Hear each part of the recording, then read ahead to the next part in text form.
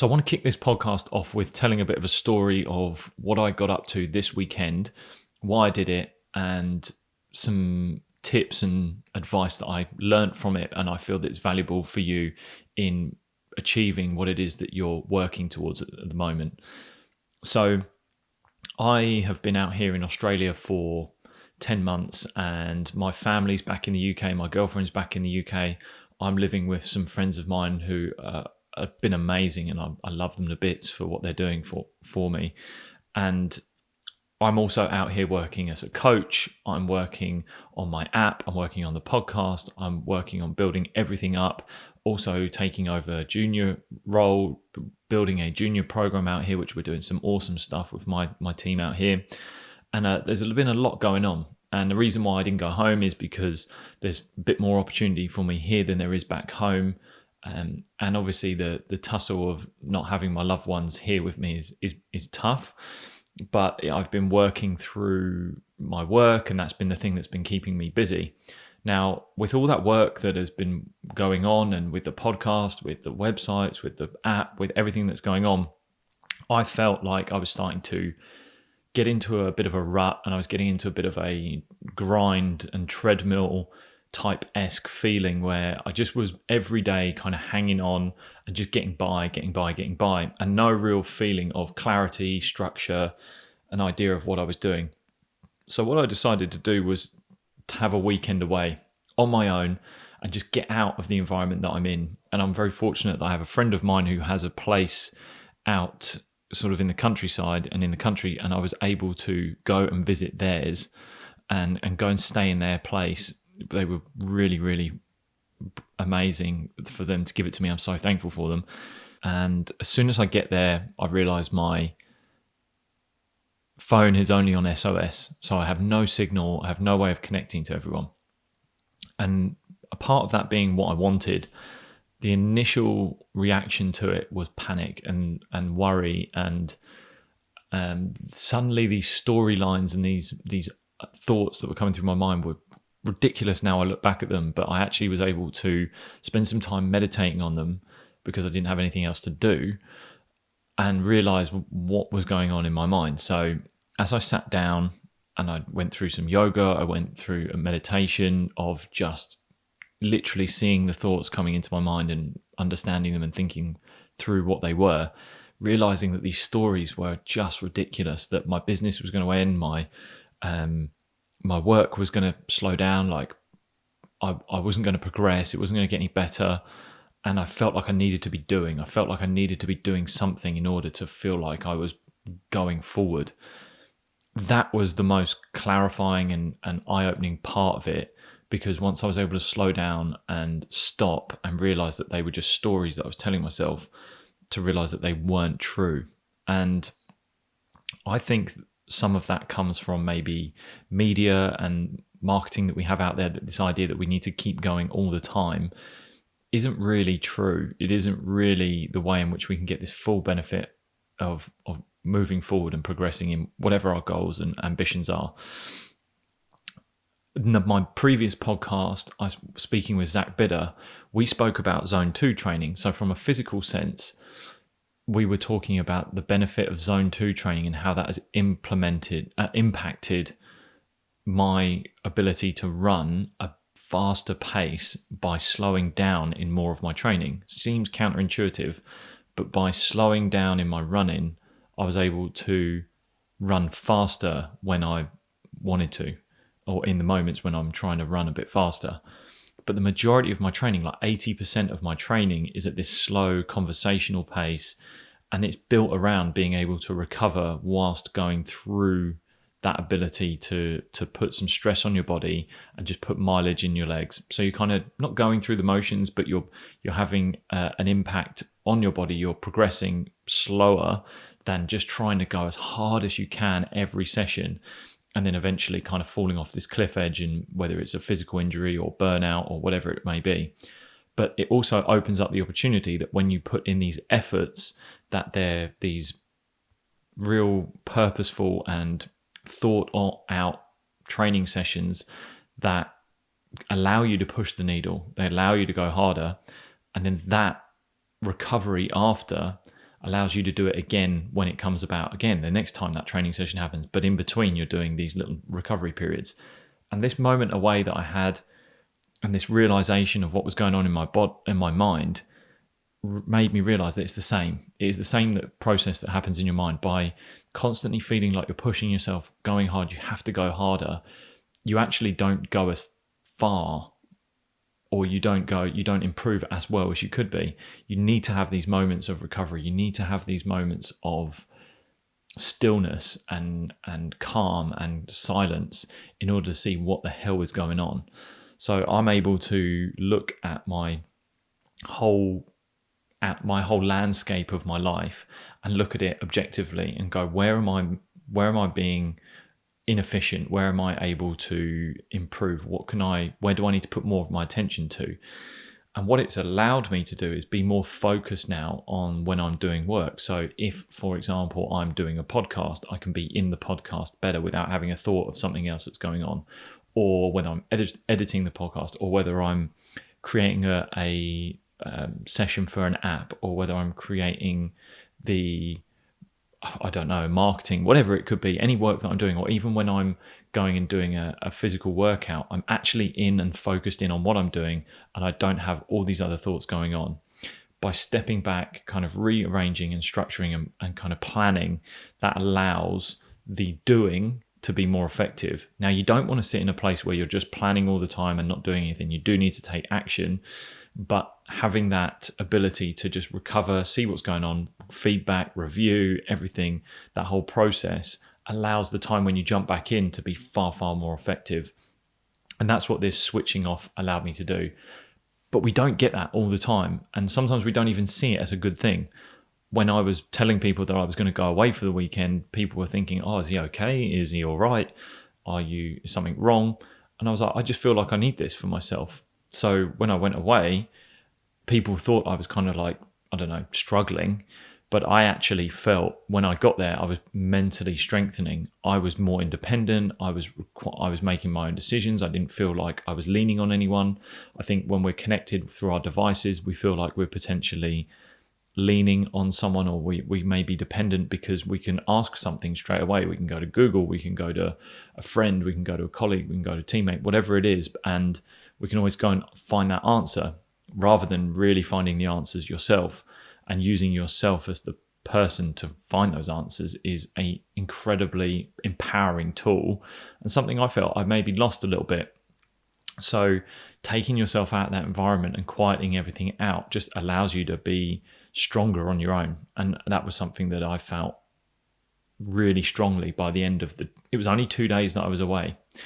So a couple of the tips and things that I've found, not only just by taking yourself out of the environment, that really helped me when I was there, and things that were potentially highlighted. The first one was that I did a lot in nature. So I got outside. Not that I don't get outside a lot. I do a lot of my runs obviously outside, but I was then into like real landscape. I was into like real natural environments. So I went hiking up a cliff. I went walking on the beach, went running along a coastline, and all of that. Very fortunate to have that where I am, but it had this huge impact mentally. It was a far better run than just running around the streets and doing that. Now, I'm not saying that everything that you have to do has to be done in nature, but being able to get yourself into that natural environment will have an impact on your mind. It will not only give you the chance to be adaptable with your body and have a new landscape that you can challenge yourself in a new physical task, but also that mental improvement that you're going to find, or that mental benefit. The dopamine hit that you get after is just amazing and makes you feel so much better. So see if you can get yourself out into nature. That's something that whether you just do one workout a week, 2 workouts a week, take a workout that you're already doing, see if you can put it into a natural environment, and you'll see that benefit.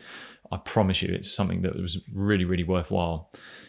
The other thing is switching off devices. Now, this is obviously something that is said quite a lot, but it really, really does work. Now, I was out of action for sort of in the evenings, and it forced me into doing it. I was forced to not be on my phone, and I didn't need it, so I was able to do other things. And we are in an environment where we're not necessarily forced to do it, but I encourage you to force yourself into doing something like that. So switching off your device when you can, it allows you to not be dependent on it. It allows you to just be with yourself and be in and focused on the activity that you're doing. So whether it is a workout that you're doing, a previous podcast with Eric Cressy, just off the top of my head, I remember him saying he gets his athletes to turn their phones off when they're training, because they're then in the training session when they're doing it, and they're focused in. And it's so true. So whether it's your training, whether it's recovering in the evening, try to switch off as much as you can, so that it's just going to improve everything that you do. It's going to allow you to be far more focused and driven when you're actually doing that activity. The final one that I would throw in would be to meditate on it. So really have a moment where you can sit and see the thoughts and the storylines that you're telling yourself, and just see them for what they are. You don't have to judge them. You don't have to be frustrated by them. Just see them coming in and out of your mind. See them for what they are, and then kind of ask yourself, are they true? Are those thoughts that you're having true? Because they may be the mental barrier to stopping you from taking action into something that you want to do, and changing something that you want to change, when you know that could be the thing that could have a massive impact on what we do. We always deep down know what it is, the things that we need to change about ourselves, but sometimes it's that real realization that the storyline or the excuses that are getting in the way and how ridiculous they can be, you just need to be aware of them, and then that can change absolutely everything. So just spending, whether it's 1 to 10 minutes meditating on it, and just spending some time being really aware of the thoughts that you're thinking, so that you can realize maybe the storylines that you're telling yourself aren't as true as you think they are. The next topic I'm going to talk about, which is kind of leading on from all this, is being able to train with a purpose. Now, training with a purpose, again, training with a focus, it is about those moments when you are training, when you are doing something, you're aware of what you're doing and what you're getting out of it. So any of my players that I'm coaching, anyone that I'm working with, we're making sure that by the time you leave the training session, you've had something that you were focusing on and something that you were trying to achieve. You hear a lot in sport that people go through the motions when they go through training, and coaches get frustrated if you have a player that goes through the motions. I have another outlook on maybe going through the motions, as in it's okay to go through the motions if you're aware that you're going through your motions. So I'll give you an example of that real quick, is that we have bowlers in our team who have to, in their pre-season, they have to attune their body to their technical aspect of bowling. And this could be the same in baseball. This could be the same in, say, something like rowing, cycling, anything that has a technical, every sport that has a technical element, tennis. You will have to eventually go through those motions of what it feels like, whether it's in tennis, you're hitting a forehand, whether it's in cricket, you're bowling like an in-swinger, if it's rowing, what it feels like to take that stroke and the technical aspect of it. If you are going into a training session and you're not being aware of those technical aspects and those motions in which you need to go through to tick off to build that foundation, then it's going to really slow down that progression pathway. So again, the example I have in my team that is cricket based is that our bowlers, they need to get their bodies ready. So when they turn up to training, you see a lot of them will just run through their actions and their technique, but they won't be aware of what they're trying to get right in their technique, so that they can kind of tick that off and say, yep, that's solid, that's foundational, that's done. Then I'm going to move on to the next thing. And that's where the progression happens. If you're not aware of that foundation and why you're doing that foundation, then there is no real purpose in what you're doing, and you're not going to get that building block or that base level building block to build from. So when you go into a training session, look at the purpose and why you're doing this training session.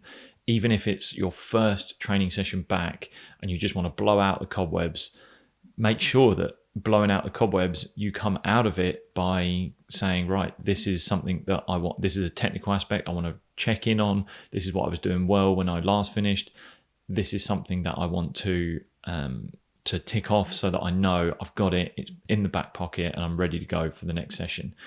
If you're going into a session where you're trying something out that's new, or you want to improve on something, then allow that purpose to be around maybe a goal, maybe it's a challenge, or even if it's kind of just a bit more of a playful experimentation in your training, then looking at, okay, it's fine for me to to spend 10 minutes experimenting and I'm going to try new things. And your purpose there is to see what works, see what doesn't. So you know that when you left, you go, oh, okay, that didn't work, that worked. And you've actually got something out of that training session. Rather than, again, if you go in and try something new, but you're not really aware of what was working, what wasn't working. And then by the time you finish, you don't have an idea or haven't reviewed it and known where you're going to go next in your next training session. Every training session I run with my guys, we go through a review process after. What did we do well? What did we not do so well? And how are we going to get better next time we train? So it allows you to be aware of like the things that you're doing well, the things that you perhaps haven't done well, and then what can you do to improve? Again, it brings about that element of if you have, they're accountable to that. So if they have that accountability, it builds that purpose for them. So they will know that if I come up to them and ask them like, what are you working on? There needs to be an answer of this is something. And even if they are, like I said, going through their motions, then they can tell me like, I'm just trying to feel this the correct technique and make sure I nail that and solid. That's a good answer. That's an awesome answer. But sometimes if they're sitting there and they're stuttering and they don't know, you can tell that they're not focused and not purposeful in what they're doing. They are literally going through the motions. So again, look at your training, see if there's a way in which you can find purpose. Make sure every training session just before, what am I trying to get out of it? How am I going to be able to, at the end of this training session, look at it and tick off whether I got something right, didn't get something right, and what have I learned from it? So that's going to improve your ability to get better and constantly improve every time you're training. It makes it far more focused, far more efficient. And the last topic that I want to talk about is nasal breathing, or if you really want to call it, just breathing through your nose. This is something that's crept into my social media accounts quite a lot. People are asking me because I'm posting up my running sessions and talking about how I'm breathing through my nose when I'm doing those running sessions. So I just wanted to go through like why you would do it, the benefits that you're going to get from it, and again, how it's going to improve your performance and your well-being. So full disclosure, there are a lot of experts out there that you can get a lot of research and knowledge from. And as much as I've been accredited in a breathwork certification, I did mine through XPT. You are going to find a lot of resources out there, and I'll mention a few of them. You've got people like Patrick McEwen, who wrote The Oxygen Advantage. That's one of my favorites on this. You've got James Nestor with breath. You've also, again, got Laird Hamilton and Gary Rees, who started XPT. And with that, you've got Brian McKenzie, all amazing people who have great resources around breath work. Also, Andrew Huberman, the neuroscientist, he's doing some amazing work around seeing how breathing can impact certain states in the body. But I want to talk about your performance and your well-being in sport and how it's going to impact you there. So real quick science on it is that fundamentally breathing through our nose is our most functional way of breathing. Our nasal cavity is the only place where we're designed to breathe. Our mouths are designed for eating, but we have habitually taught ourselves how to breathe through our mouths wrongly. Through whatever process that's happened over 100 years, we have just started to breathe through our mouths where our ancestors were breathing through their nose. So why is breathing through our nose more functional? Like I said, it is designed for breathing. It is 50% harder to breathe through your nose. So you know that if you take a breath in through your mouth, it feels easier to take that breath than it does through your nose. A lot of people get congested. So again, it does feel harder to go through your nose. But the benefits of that are that it, one, warms the air. So when it's coming into the lungs, it readies the air. It cleans the air because our nasal cavity has this amazing filtration system that cleans the air as it comes in. And also it releases a gas called nitric oxide. Now, nitric oxide from a performance point of view is brilliant because it's a vasodilator. So it allows us to deliver blood far more efficiently throughout our system to the cells that need it when we're doing all our work. So when our breathing is 50% harder, that is going to feel a lot tougher to breathe. Now, the reason it feels a lot tougher to breathe is because we're starting to build up carbon dioxide in our system. We've taught our body how to handle low levels of carbon dioxide because when we breathe through our mouth, we bring in a lot of oxygen. So that brings in a lot of oxygen, and then that lowers our level of carbon dioxide in our body. Now, there's a lot of people and a lot of research around how you will always have been told that carbon dioxide is a waste gas. Now, as much as you do expel carbon dioxide in the body when you breathe out, it is actually really purposeful in the body. it is the trigger for us to breathe. It is not the lack of oxygen that is the reason why we take this breath in. It's actually a buildup of carbon dioxide, but it is so important for allowing us to be as efficient as we possibly can. So really quickly, we're going to talk about the Bohr effect. The Bohr effect is something that gets brushed over in physiological textbooks, but it is so important in efficiency and the delivery of oxygen to the cells. Fundamentally, like I mentioned, you take a breath because carbon dioxide levels rise in your body. So when carbon dioxide hits a certain level, there's a system in your brain that tells you, okay, take a breath. We need to bring oxygen in to drop that level down. But the problem we have is in our blood, our red blood cells have hemoglobin, and oxygen is transported via the hemoglobin. And the only way that hemoglobin will let go of oxygen to a cell in order for it to work and to produce energy is when carbon dioxide is present. So if there's a low level of CO2 in the body, we will only let go of a low level of oxygen to the cells just to keep that equal. But as soon as that carbon dioxide level rises, then we start to release more oxygen to the cells. So if we're able to tolerate a higher level of carbon dioxide, we can get more oxygen to the cells. We can get better efficiency. We're going to deliver more oxygen to these working cells to produce more energy over time. So it does seem kind of crazy that you want to raise those carbon dioxide levels, but it's going to allow you to release more oxygen to the working cells. This is what's called the Bohr effect, and it improves our efficiency. A great example I had was Eliud Kipchoge, who broke the 2-hour marathon. A lot of people didn't realize that when he crossed the line, he was still breathing through his nose. He wasn't really breathing out of his mouth. He wasn't panting. He wasn't over breathing. But that was because he has this high level of carbon dioxide tolerance, and he can get a lot of oxygen to his cells so he can work at such a high rate without sort of fatiguing too early. So by doing this and by being more efficient with our oxygen, we can be more efficient longer term. So how do you do this? How do you implement and how do you start to improve that carbon dioxide tolerance? So fundamentally, the most easy bit of advice I can give you is just start breathing through your nose more often. Be aware when you're breathing through your nose and try to switch to breathing through be aware when you're breathing through your mouth, and switch to breathing through your nose. So just being aware of like the times when you're breathing through your mouth, and do you really need to do it? Do you feel out of breath? Do you feel like that's something you have to be doing? So make sure that you're able to switch to nasal breathing in and out through your nose when you can. The next one is when you go for a run, when you go for a walk, and you start to increase the intensity, try to stay breathing through your nose. Try to keep your mouth shut so that you can breathe through your nose as much as you can. It's uncomfortable, it's horrible, it feels really tough to begin with. You might even start having some stuff come out your nose because it starts to run a little bit, but eventually over time it will get easier. And what it allows you to do, it allows you to work harder internally and then have a less impact on your body. So you can run at a lower level breathing through your nose and you're working pretty hard inside in your internal systems, but you're then actually not putting as much impact on your body. But at the same time, you're improving this tolerance to carbon dioxide and you're just improving your efficiency, your ability to deliver oxygen to those cells that need it. And you're going to fatigue far later. You're going to fatigue far less. But again, it is uncomfortable. There's actually a bit of a mental element that comes with this. It really does take some mental application and some strength. And I get into it and try it, because once you do it and you push through that, you build this mental toughness around it. And then when you get to a point where you have to start breathing through your mouth, you're doing through that far later at a higher intensity, and you're pushing that needle even more. And this is where we're starting to see real impacts. These are like the little 5%ers that are going to improve your performance in what you do. From a well-being point of view, just being aware of breathing through your nose is a great start, but what it actually does is it triggers this calming state in the body.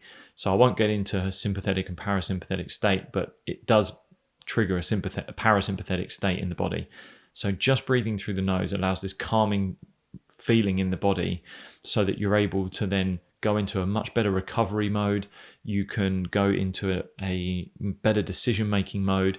If I was to give you two examples of an athlete who was making good decisions, and you think of someone who is breathing through their mouth, they're like rapid breathing, like you would actually think, like, okay, they're stressed, they're hyperventilating, whereas someone who's taking a big breath in through the nose, and looking calm and collected, you think, okay, they're making a good decision. They're aware of what they're doing.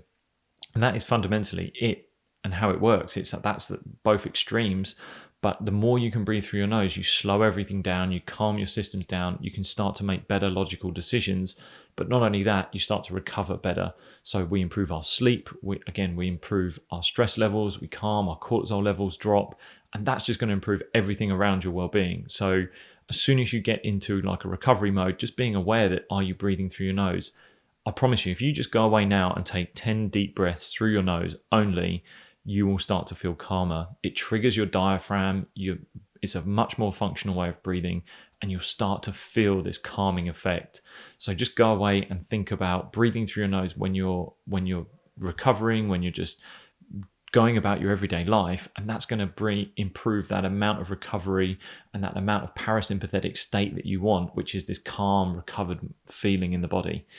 So again, my advice, just be aware of when you're breathing through your mouth and try to switch to breathing through your nose as much as possible. As soon as you finish this podcast, take 10 deep breaths, breathe through your nose, or even do it right now, and you'll feel that difference, I promise you. And that's something that you can implement into your training, into your recovery.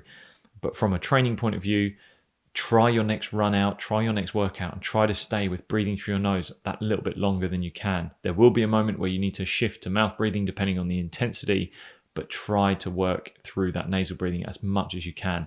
It takes a few weeks to really build up this tolerance and start to change, like quite big changes, but you'll really feel it when you get to that top end and that real high intensity training. You'll feel this difference.